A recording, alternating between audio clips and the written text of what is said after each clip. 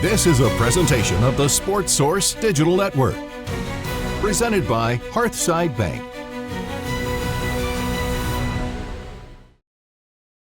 What are the latest developments for Tennessee spring practice? We'll tell you next. Everything about the Vols you could ever want to know. This is the Ryan and Ollie Spring Football Show, and we've even got a silly AI theme song. Take it away, boys.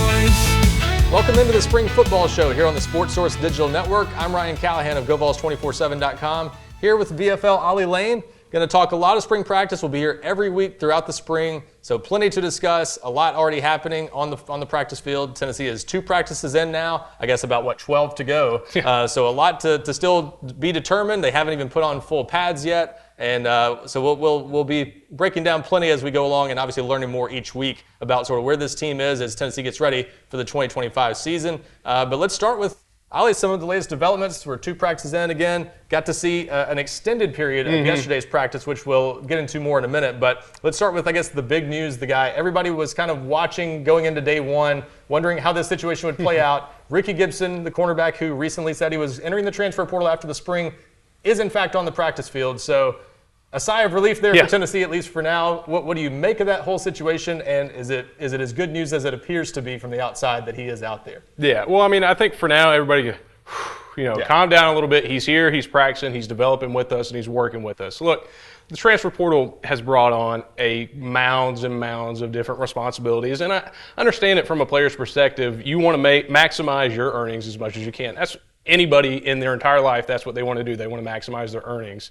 Now, however, I understand, you want to do that, but at the same time, you got a team and stuff that's going to support you. And I think him just being there at practice, if they've got it settled or not yet, just showing the effort to his teammates that no matter what's going on, if I'm at Tennessee, I'm going to be riding with you guys and playing with you guys and developing and practicing. I think that says a lot for just the character of who Rickey Gibson is. And I mean, again, it'd be a huge addition for us to keep him on. He's going to help that DB core a lot. Yep. So, I mean, huge plus. Huge plus, yeah. And a ton of value to have him out there this spring, especially because you've got Jermod McCoy out already. If you didn't have him out there, if he was kind of treating this like a training camp holdout of sorts, you'd basically be down to Jalen McMurray and a bunch of guys who haven't played before. It's already a big spring, I think, for a lot of those freshman cornerbacks. They've got guys like Trey Poteet, Dylan Lewis, Ty Redmond, who they need to test them and see what they have in those guys this spring, but to not have to rely on them, because you're breaking in some new receivers too, and you need to have kind of an iron sharpens iron situation. So to have your best corner out there this spring seems like a big plus. No, I agree 100%. I mean, look, at the end of the day, spring practice, you're not technically working towards the game, but you're 100% right. You want to have your best on best out there, especially for a bunch of these freshmen that I think are going to be huge keys of success for us. You want to have those older guys pouring in that knowledge to them at a faster rate, and when they're separated or away, and especially like Jermod McCoy not really being out there with the guys, he's getting them in the film room, but there's a lot of stuff that these guys, especially the veteran ones, will notice that happens on the field in a drill, and you can get that coaching more immediate versus waiting for the day to be over and you're finally watching the film and then you're getting coached up, because you can fix it on the practice field right then and there versus, well, I got to wait till the next time we are able to come back out here. So like you said, it's big to get skill guys out there that are veterans, know the process, know everything, because they can help sharpen that iron and get those freshmen at a developed faster rate. Maybe some news that will excite fans even more than that. Boo Carter, we saw out there on the practice field in our extended look Monday, he got some looks on offense lining up as a slot receiver. We had heard this offseason that was a good possibility that we're going to see him on offense some.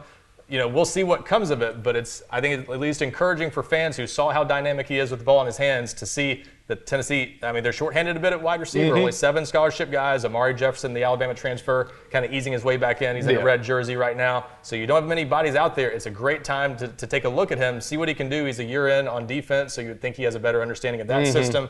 Now can sort of divide his time between offense and defense. And in 2 brief glimpses, we saw a bubble screen and an out where he had to kind of go to the ground to make a catch on a low throw. But you at least saw some of the potential dynamics there, what he could do on offense. And talking with Travis Smith, the freshman wide receiver, he's pretty excited about what Boo Carter could maybe do at wide receiver. So What do you think of that move? Yeah. How do you think that can work for a two-way player? Yeah, I mean, first off, I mean, you saw the success that a Travis Hunter had at Colorado. I mean, it can be done. It's very rare and far and few between that you see guys play both ways. And I think the number one thing is that Boo Carter wants to do this. You know, it's a lot for a guy to take on two different positions on different sides of the ball, let alone in high school, to move that into college, because there's so much that goes into it. But, I mean, if he's willing and able to do that, I mean, that's a huge plus to us, because not only is he getting all the information from a defensive side, but he can use that offensively as a receiver to find better ways to get open. He knows what that corner is going to show him, and he's going to have more information to process that and better fix his routes or whatever he needs to do, shorten his steps, you know, make a faster cut here or there.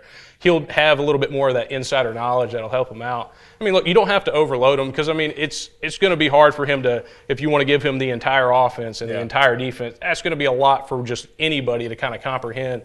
But, I mean, you give him a certain set of plays that he can really focus on, knows what he's doing. You throw him out there a couple times as a decoy, let him block and stuff like that, so teams don't get keyed into that. But, I mean, that's a package that now they're adding this ability in spring to be able to add a package like this into the fall that could be really beneficiary to us. I mean, we've done some stuff in the past, but never really got it into full fruition with guys like D and I'm trying to think of who else. But, I mean, similar situations. You know, you got a really talented skill position, but you're trying to find ways to get them the ball. This is just another way that we can get those talented people the ball. Yep, it's definitely worth exploring at the very least, and I guess we'll see maybe in fall camp once everybody's out there, once you get another freshman, Joakim Dotson, in there, kind of where he fits in, but it's at least another good option to have, and never hurts to build some depth there. Also, we haven't seen much in the way of position changes this spring, but one guy who did move a little bit, Kaleb Beasley, as we kind of expected, getting some work at the safety position, had been at cornerback last year.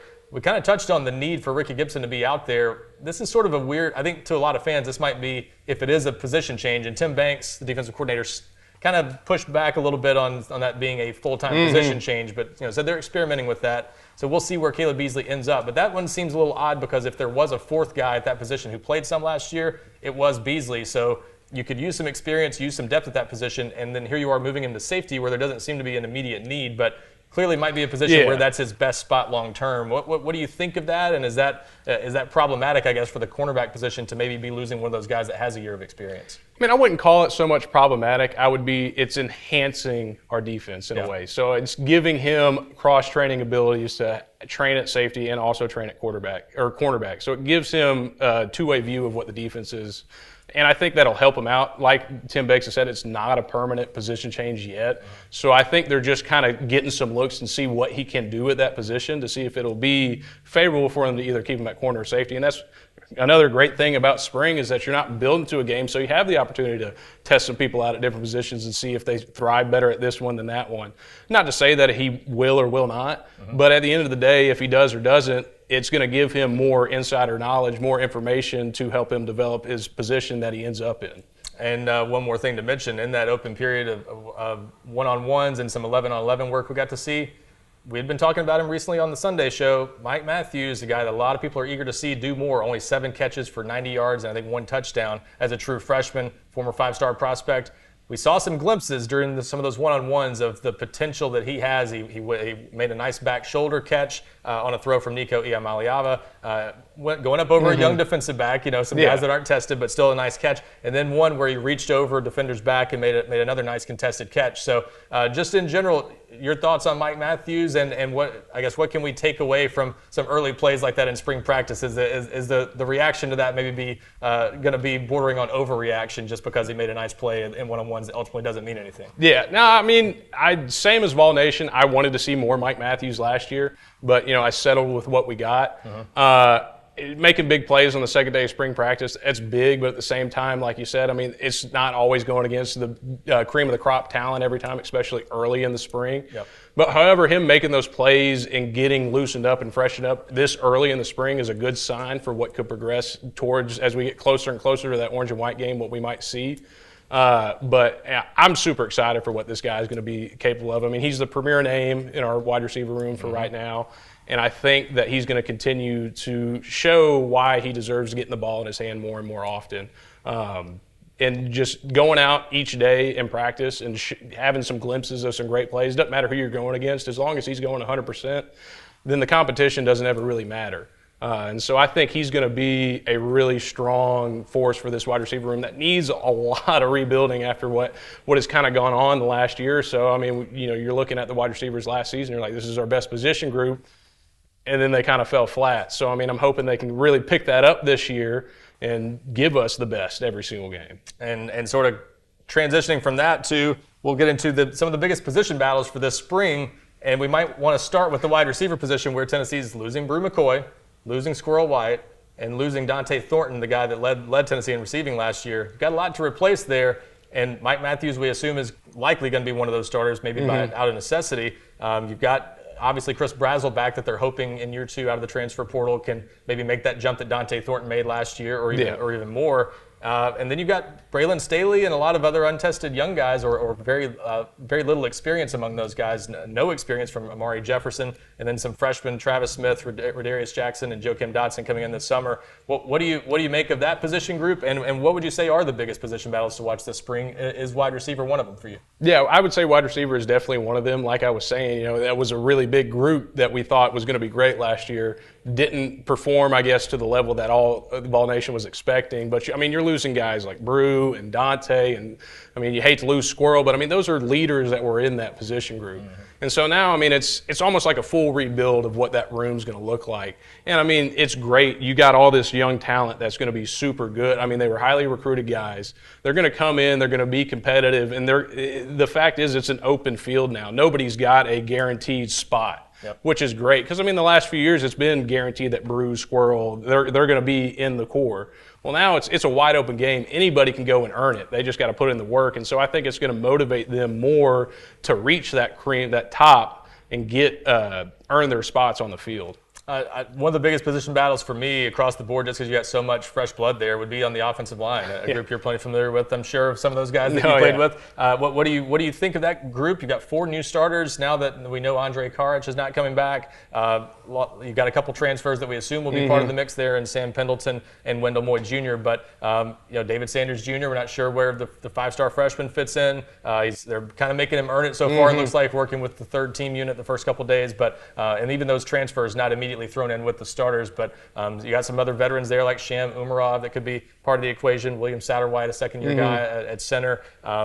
Jesse Perry even getting some work with the first team unit on the first couple days. So interesting position there, but a lot of uncertainty because it's just 4 new starters plus Lance Hurd, who had some struggles last year. Yeah, it's been a very long time. I feel like since Tennessee's had to full clear house pretty much of their offensive line.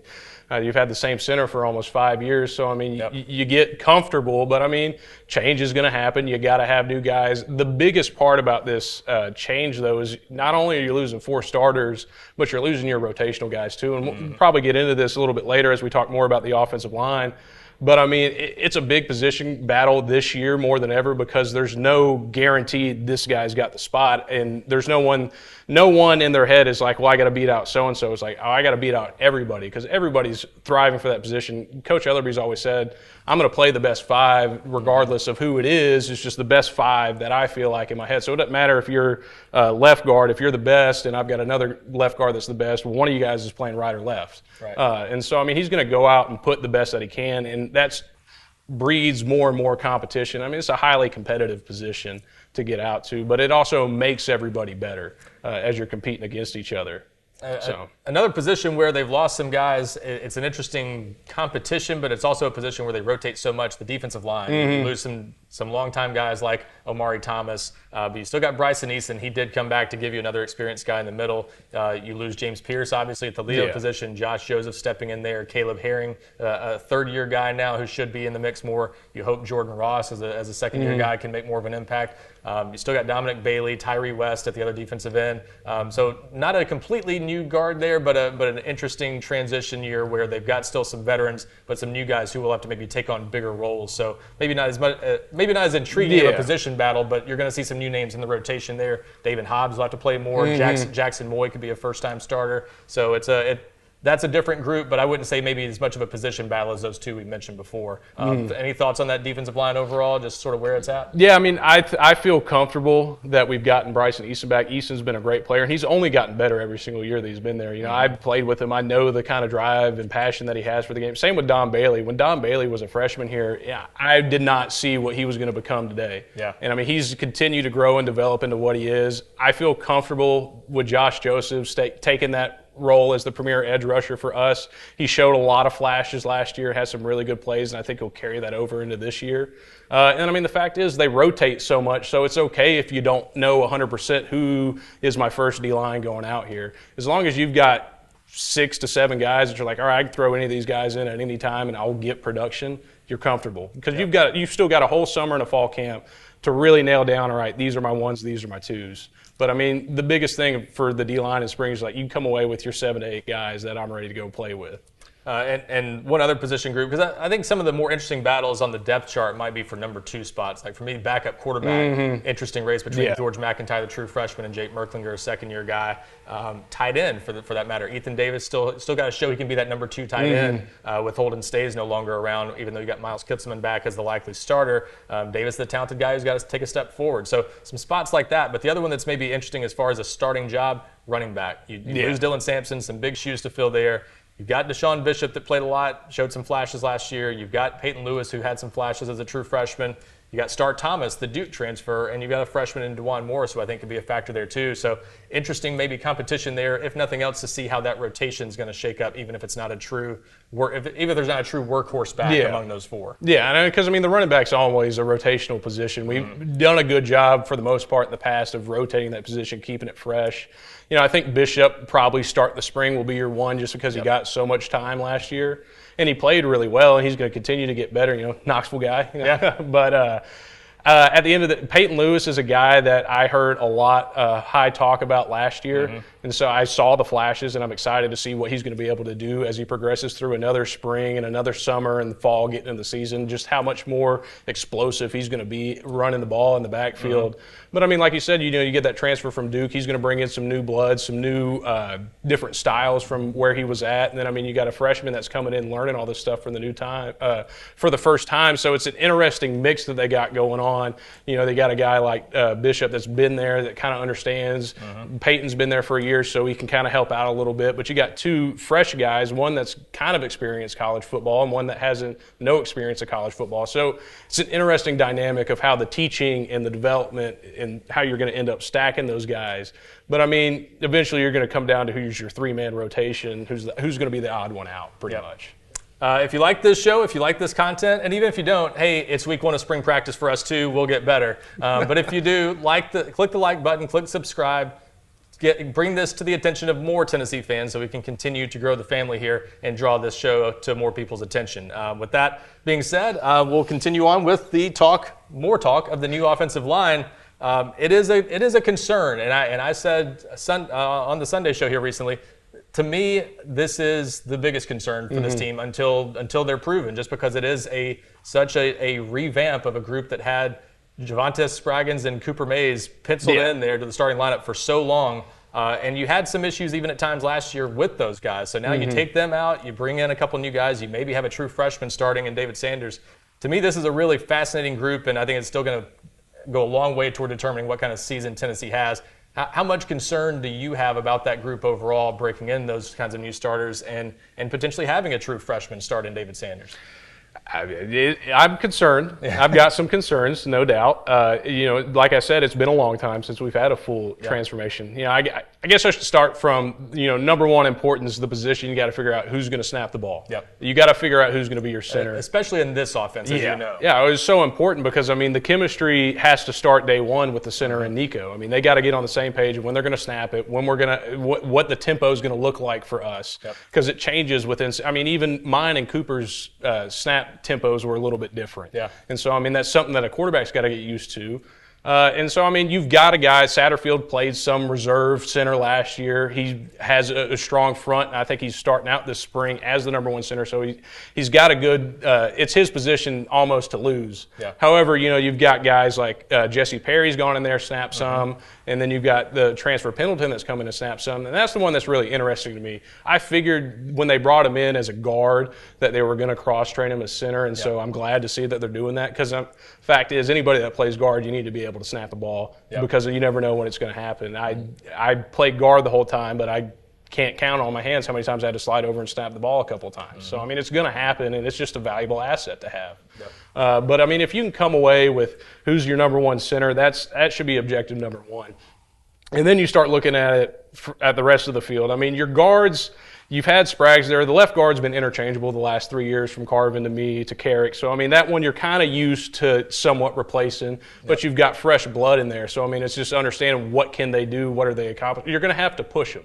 Especially, you're going to have to put some of the guys with the better competition, test them, see what they're going to be able to do, who can last the longest, because it goes into a lot of what you're going to be able to do of who can withstand throughout the pressure, because, I mean, there's going to be a lot of hard times, and I mean, you'll get some simulations of that through spring that'll help kind of narrow that down of who can withstand the pressure of play. It's a pressure position. You're the first looked at to get complained on, and you're the last to get thanked. So, I mean, you got to get used to that. And that goes into it, too, when you're building this brand-new offensive line, the chemistry. You got to have really, really good chemistry up front as an offensive line. You got to understand who's playing next to you, what you got to do to help them, or what do they need to do to help you. Every time I played with different tackles, I'd have to, get on the same page. How do you want to communicate? How do you want to call this out? How do you want to point this and this? So there's a lot of building stuff that goes into that, and building the communication tree for them and what's it going to look like. Yep. And then another thing is just the development of Lance Hurd. We saw Lance Hurd last year, had flashes of some really good talent, had some, I don't know about it. Right. However, I think, I've said it before, he reminds me a lot of Darnell Wright.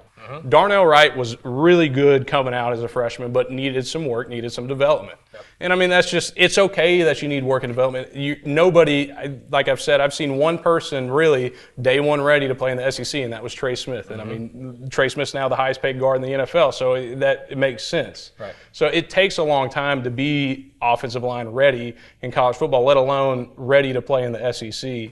And so it takes a while to build that. Not only confidence, but strength, your body type, all that stuff. It takes so long sometimes to get to those positions, but I think Lance is on a path to get there. You saw the flashes last year of him learning, and I think he understands the offense more. It's going to help him in his mind slow down his game processes and speed up his movements. And that's all you really want to do for him. Make the game so easy for him he doesn't have to think about it anymore. Because, I mean, that's the best place you could ever get to as a player, where you don't have to go out there and think about what I'm going to do. You can just do it. And it seemed to me that just a full offseason in the strength and conditioning program could do a lot of good for him, too. Because I think a big part of what maybe caused him to start slow last year, he was banged up a little bit early in the year. That seemed to feed into some conditioning issues that seemed like he could be a lot better in that regard going into this season. And I think that could set him off on a better path, in addition to making some of the adjustments you mentioned. As far as the new guys, Wendell Moy Jr., early on working at left guard. We'll see if that remains where he plays.